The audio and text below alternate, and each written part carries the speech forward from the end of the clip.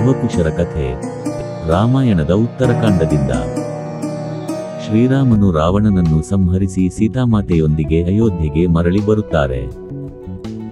ಪ್ರಜೆಗಳಿಗಾಗಿ ಧರ್ಮಪಾಲನೆ ಮಾಡುವ ರಾಮನು ತಮ್ಮ ಮಾತಿನ ಮೇಲಿನ ನಂಬಿಕೆಗೆ ಪ್ರಾಮುಖ್ಯತೆ ನೀಡುತ್ತಾರೆ. ಕೆಲವೊಂದು ಜನರು ಸೀತಾಮಾತೆಯ ಶುದ್ಧತೆ ಕುರಿತು ಅನುಮಾನ ವ್ಯಕ್ತಪಡಿಸುತ್ತಾರೆ. ಇದರಿಂದ ರಾಮನು ಬಹಳ ದುಃಖಿತರಾಗಿ ತನ್ನ ಆಪ್ತವಾದ ಸೀತಾಮಾತೆಯನ್ನು ಗರ್ಭಿಣಿಯಾಗಿದ್ದರೂ ವಾಲ್ಮೀಕಿ ಮುನಿಯ ಆಶ್ರಮಕ್ಕೆ ಕಳುಹಿಸುತ್ತಾರೆ. ಸೀತಾಮಾತೆ ವಾಲ್ಮೀಕಿ ಆಶ್ರಮದಲ್ಲಿ ಆಶ್ರಯ ಪಡೆಯುತ್ತಾರೆ. ಅಲ್ಲಿ ಆಕೆ ಅಪೂರ್ವವಾದ ಶಕ್ತಿಶಾಲಿಯಾದ 2 ಮಕ್ಕಳಿಗೆ ಜನ್ಮ ನೀಡುತ್ತಾರೆ. ಅವರ ಹೆಸರು ಲವ ಮತ್ತು ಕುಶ.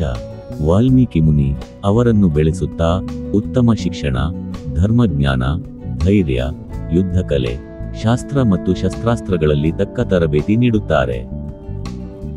ಲವಕುಶರು ಬಾಲ್ಯದಿಂದಲೇ ರಾಮಾಯಣವನ್ನು ಪಠಿಸುತ್ತಾ ಶ್ರೀರಾಮನ ಕುರಿತಾಗಿ ಪೂಜ್ಯ ಭಾವವನ್ನು ಬೆಳೆಸುತ್ತಾರೆ.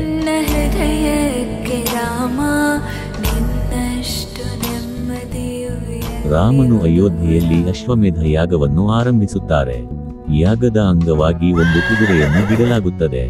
ಅದು ಯಾವ ರಾಜ್ಯದಲ್ಲಿ ಹೋಗುತ್ತದೆ, ಆ ರಾಜ್ಯ ಅದನ್ನು ಅಂಗೀಕರಿಸಿದರೆ ರಾಮನ ಪ್ರಭುತ್ವವನ್ನು ಒಪ್ಪಿಕೊಂಡಂತೆ. ಲವಕುಶರು ತಮ್ಮ ತಾಯಿಯ ಅವಮಾನ ಮತ್ತು ಪಿತೃತ್ವದ ಬಗ್ಗೆ ತಿಳಿಯದೆ ಆ ಕುದುರೆಯನ್ನು ವಶಪಡಿಸಿಕೊಂಡು ತಮಗೆ ದೊರೆತ ಧರ್ಮವಿಚಾರದಿಂದ ತದ್ವಿರುದ್ಧವಾಗಿ ನಡೆದುಕೊಳ್ಳುತ್ತಾರೆ. ರಾಮನ ಸೇನೆ ಲವಕುಶರನ್ನು ತಡೆಯಲು ಬರುತ್ತದೆ. ಲವಕುಶರು ಶತ್ರುಗಳೇನೂ ಅಲ್ಲ, ಧರ್ಮದ ಪರಿಪಾಲಕರಾಗಿರುತ್ತಾರೆ.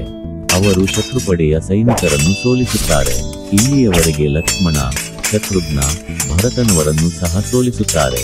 ರಾಮನು ಕೂಡ ಯುದ್ಧಕ್ಕೆ ಮುಂದಾಗುತ್ತಾರೆ. ಆ ಸಂದರ್ಭದಲ್ಲೇ ವಾಲ್ಮೀಕಿ ಮುನಿ ಬರುತ್ತಾರೆ. ಅವರು ಲವಕುಶರ ಜನ್ಮಸತ್ಯವನ್ನು ಪ್ರಕಟಿಸುತ್ತಾರೆ. ಸೀತಾಮಾತೆ ಲವಕುಶರ ತಾಯಿ ಎಂದು ನಿಖರವಾಗಿ ಹೇಳುತ್ತಾರೆ. ಲವಕುಶರು ಶ್ರೀರಾಮ ತಮ್ಮ ತಂದೆಯೆಂದು ಅರಿತಾಗ ತಮ್ಮ ಧೈರ್ಯವನ್ನು ತ್ಯಜಿಸಿ ಶರಣಾಗುತಿ ಹೊಂದುತ್ತಾರೆ. ರಾಮನಿಗೂ ಸಹ ಸಂತೋಷವಾಗುತ್ತದೆ.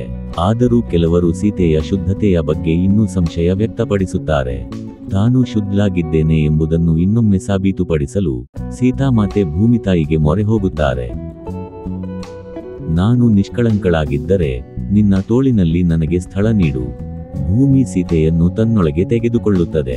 ಸೀತಾಮಾತೆ ಭೂಮಿಯಲ್ಲಿ ಲೀನಗೊಳ್ಳುತ್ತಾರೆ.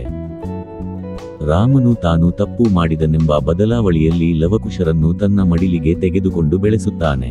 ಅವರು ತಂದೆಯವರೊಂದಿಗೆ ಬದುಕು ಸಾಗಿಸುತ್ತಾರೆ. ರಾಮನು ಬಳಿಕ ತಮ್ಮ ಲೋಕ ಕಲ್ಯಾಣಕ್ಕಾಗಿ ಸರಯೂ ನದಿಗೆ ಪ್ರವೇಶಿಸಿ ವೈಕುಂಠವಾಸಿಯಾಗುತ್ತಾರೆ.